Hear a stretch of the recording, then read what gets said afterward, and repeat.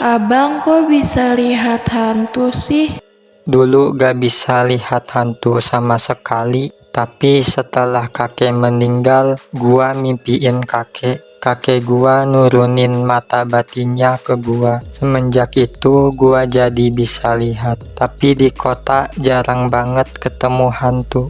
Oh gitu ya. Emang gak takut gitu lihat hantu? Awalnya sih takut, tapi makin lama jadi terbiasa. Oh iya, nama lu siapa? Namaku Rima Dioni. Panggil aja Rima.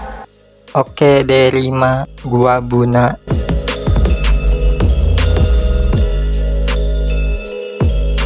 Gua untung banyak dari warga yang bayar iuran kemarin. Kayaknya gua harus cari cara biar dapat lebih banyak lagi. Tapi gimana ya?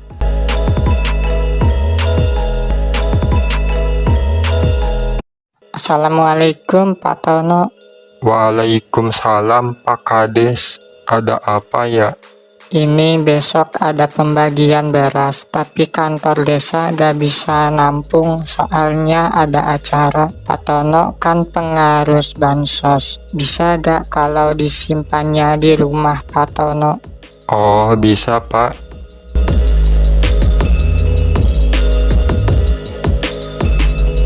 Gua ada cara biar gua dapat untung banyak. Gua kurangin aja isinya. Kalau dikumpulin banyak juga. Terus gua simpen aja di dalam tanah biar gak ada yang lihat.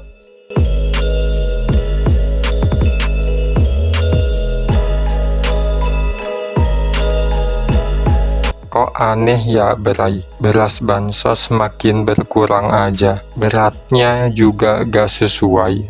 Orang-orang juga banyak yang bilang dan curiga kalau Pak Tono korupsi.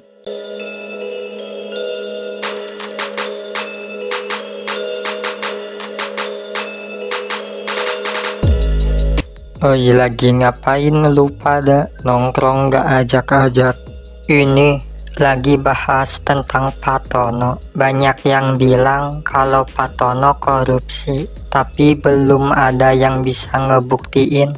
Oh itu, iya sih gua juga curiga. Nanti besok kita ajak Pak RT gerebek ke rumah Pak Tono. Soal bukti nanti gua yang urus.